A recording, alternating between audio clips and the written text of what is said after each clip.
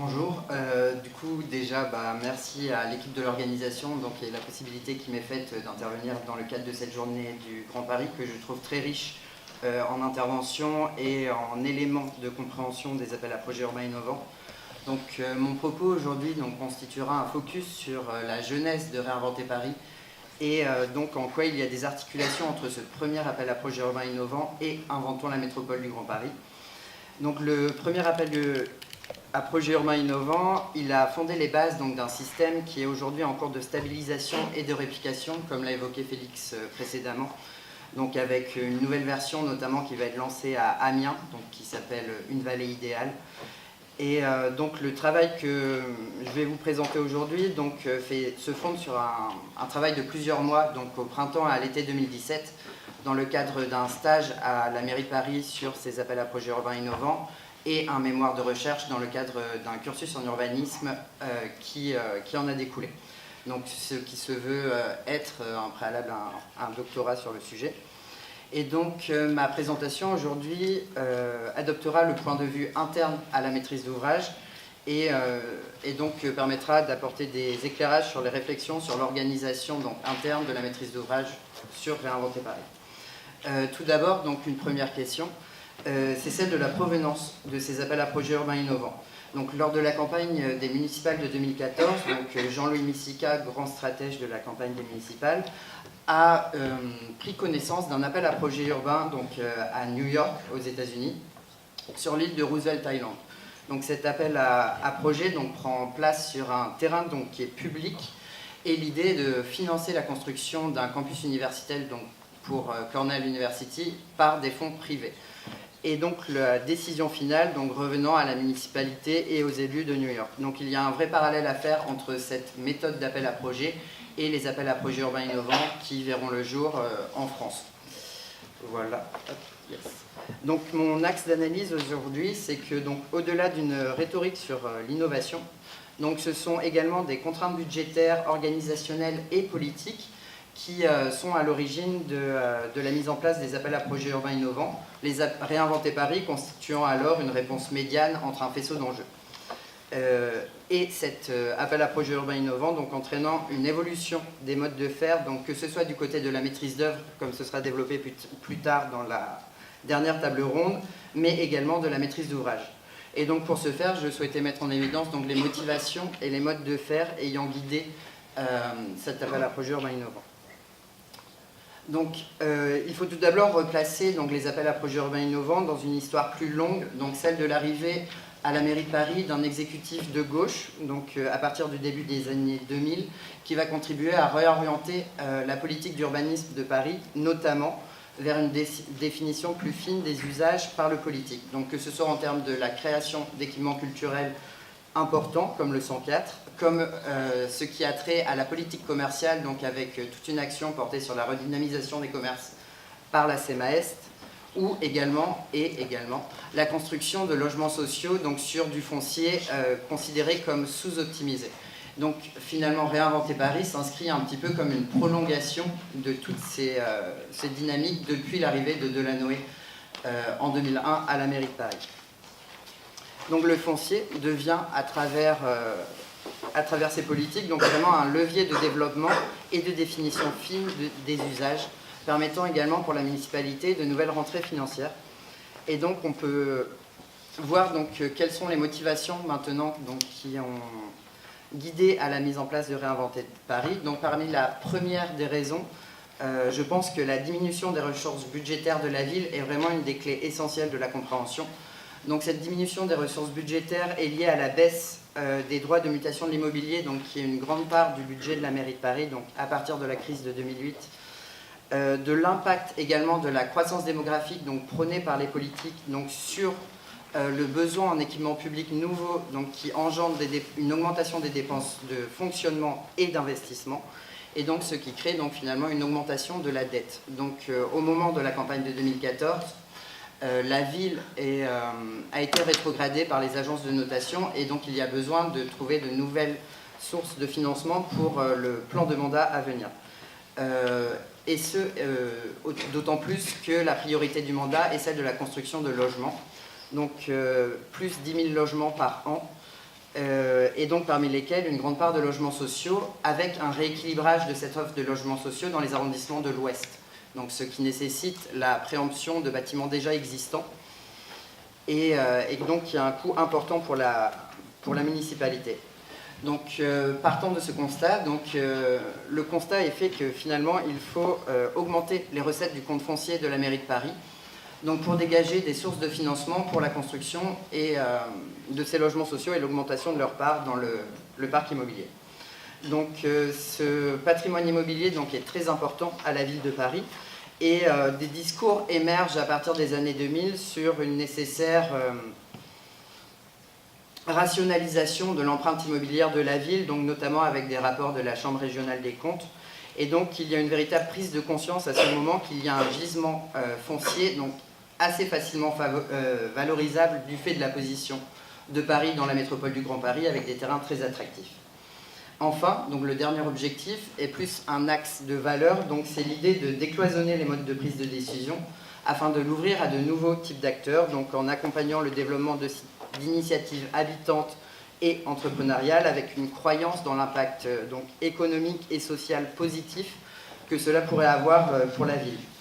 Donc, ainsi, les appels à projets urbains innovants s'inscrivent dans une stratégie plus globale de l'exécutif et constituent une des pierres angulaires du plan de mandat de l'exécutif porté par Anne Hidalgo. Et il émane également en grande partie d'un parcours professionnel de l'adjoint à l'urbanisme, qui a fait une carrière qui était très centrée sur l'innovation et les nouvelles technologies de l'information et de la communication, et qui importe finalement ces méthodes à la pratique de l'urbanisme. Donc c'est en quelque sorte un néophyte qui, par son rôle agitateur, va contribuer à renouveler les méthodes des services techniques de la ville. Avec le constat que du coup, initial, que les promoteurs sont ceux qui investissent le moins dans la recherche et développement, que ce sont eux qui sont le moins digitalisés, les moins open source, les moins collaboratifs, et qu'il faudrait ainsi casser le triangle de la loi de maîtrise d'ouvrage public de 85 qui compartimente les relations entre maîtrise d'œuvre architecturale, investisseurs, promoteurs. Et donc l'idée dans Réinventer Paris sera de les regrouper au sein de groupements qui les liera également aux futurs usagers de ces lieux. Donc ce qui va de pair avec ce que j'expliquais tout à l'heure sur la définition plus fine des usages par le politique. Donc en faisant de l'innovation le critère numéro 1, l'objectif c'est vraiment de placer la question de la maîtrise d'usage et des innovations constructives au premier plan de l'analyse des lauréats. Donc pour ce faire et sélectionner les projets selon ces nouveaux critères, donc France Domaine va accepter d'utiliser la méthode des promoteurs, donc celle du compte à rebours, plutôt que la méthode dite du plus offrant, donc qui attribue la vente du terrain aux promoteurs faisant la proposition financière la plus avantageuse pour la collectivité. Et donc, partant de ce constat, c'est vraiment le succès de Réinventer Paris, l'engouement qui, du côté à la fois des élus, mais également de la maîtrise d'œuvre des professionnels de l'aménagement, le nombre de réponses très important qui va inciter à une réplication de cet appel à projet à différentes échelles, donc parmi lesquelles Inventons la métropole du Grand Paris, donc sur le périmètre de la métropole nouvellement créée. Donc la forte médiatisation va accorder une grande force finalement aux images, à toutes les esquisses d'architectes, notamment via les médias, comme évoqué plus tôt ce matin. Dans les réplications des réinventés, on peut également y voir la proactivité de la mairie de Paris, qui va se lancer dans réinventer la Seine et qui va la porter auprès des élus d'autres territoires. Mais c'est également la souplesse de l'outil que je vais vous décrire dans la seconde partie, qui est très intéressante et qui permet finalement de recouvrer différentes réalités, que ce soit en termes de surface de terrain, mais également d'orientation politique. S'inspirant grandement de Réinventer Paris, Inventons la métropole, on constate qu'il y a un certain nombre de différences qui ont déjà été évoquées par ailleurs ce matin, entre les deux appels à projets urbains, au premier rang desquels la gouvernance multipartite d'Inventons la métropole, qui résulte finalement de l'agrégation de plusieurs appels à projets, comme l'énonçait Catherine Barbet, et également un règlement qui se veut plus souple à l'échelon central, mais avec des conditions pour chaque site qui sont plus fines et définies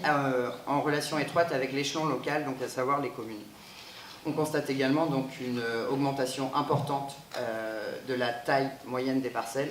donc passant de quelques centaines de mètres carrés en moyenne à plusieurs hectares. Et donc, Réinventer Paris donc, réinterroge également les modes de faire de la maîtrise d'ouvrage. Donc, comme ça avait été évoqué également, l'urbanisme traditionnellement est fondé sur une rationalité procédurale donc de type ingénieural, donc avec un chaînage de la production de l'amont à l'aval, donc de la définition d'une stratégie à l'échelle d'un plan local d'urbanisme notamment, à la cession d'un terrain à un promoteur qui vendra ensuite son bien à des utilisateurs finaux. Et donc cet enchaînement d'étapes, très bureaucratique, peut créer une certaine déconnexion entre la stratégie politique et les réalisations urbaines à venir. Et donc c'est ce parti pris qu'ont eu les élus en fait pour mettre en œuvre les appuis, qu'on peut concevoir comme une transposition dans l'urbanisme des appels à projets de recherche et développement en industrie. Et donc ce qui fait vraiment écho à leur valeur. Donc ce qui a pour conséquence un raccourcissement du circuit de prise de décision, qui renforce le rôle de la sphère politique sur la sphère technique et qui permet donc une meilleure définition des usages et des innovations par ces premiers. Donc la démarche repose ainsi sur un pilotage en amont qui est réduit, la définition des sites qui peut être en soi être politique, et l'écriture d'un règlement de consultation qui se veut assez ouvert, avec des choix qui se font a posteriori, une fois les propositions émises par les groupements.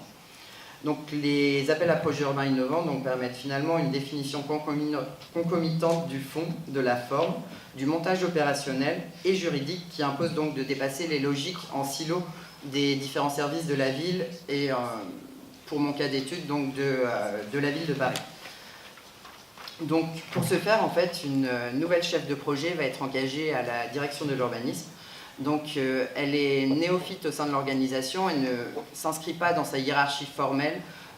pouvant s'entourer des personnes ressources qu'elle désire au sein des différents services, ce qui lui permet finalement une certaine liberté d'action dans le pilotage de cette mission.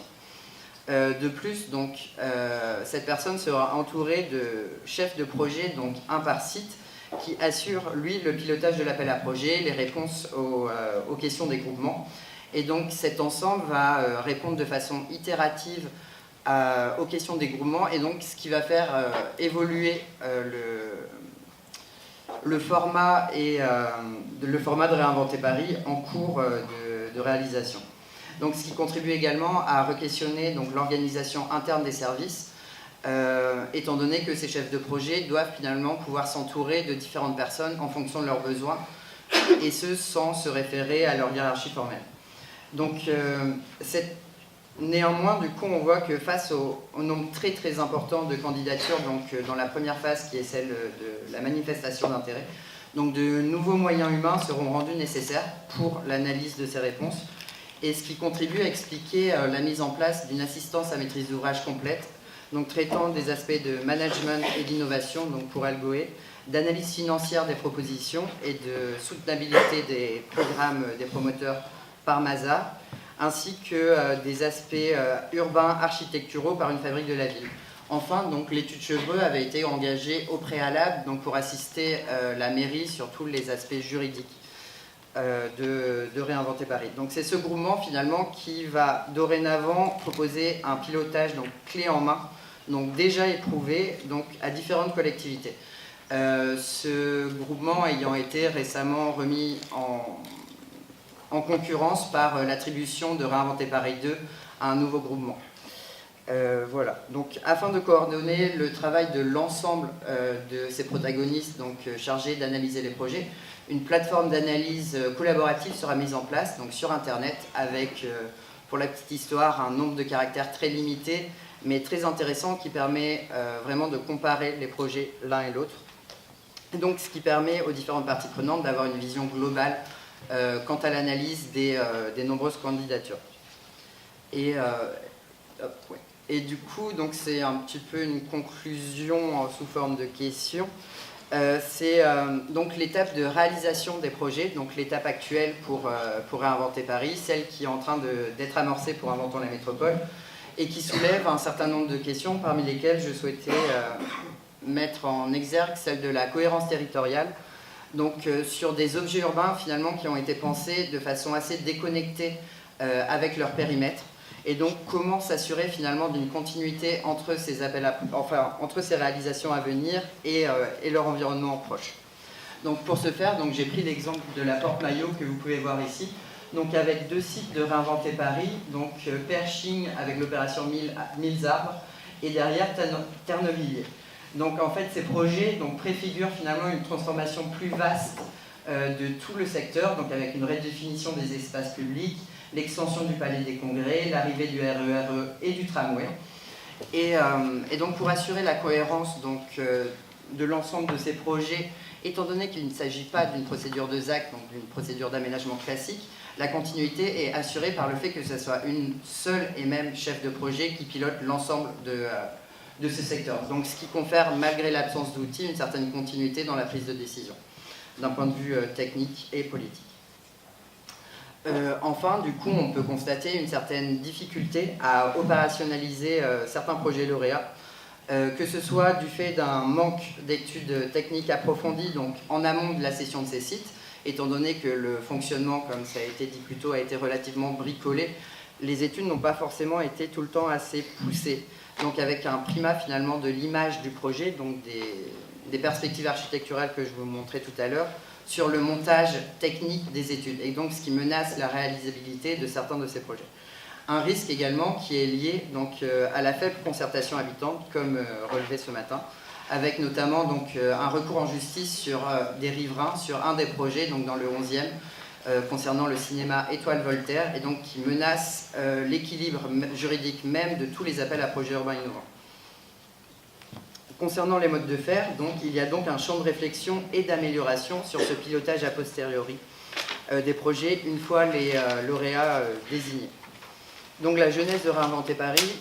je l'espère en tout cas, permet de comprendre les intérêts pour la nouvelle métropole, de s'inspirer de cette démarche, et ce en raison de la souplesse de l'outil des appels à projets urbains innovants, des retombées envisagées, qu'elles soient financières, politiques ou organisationnelles. Merci.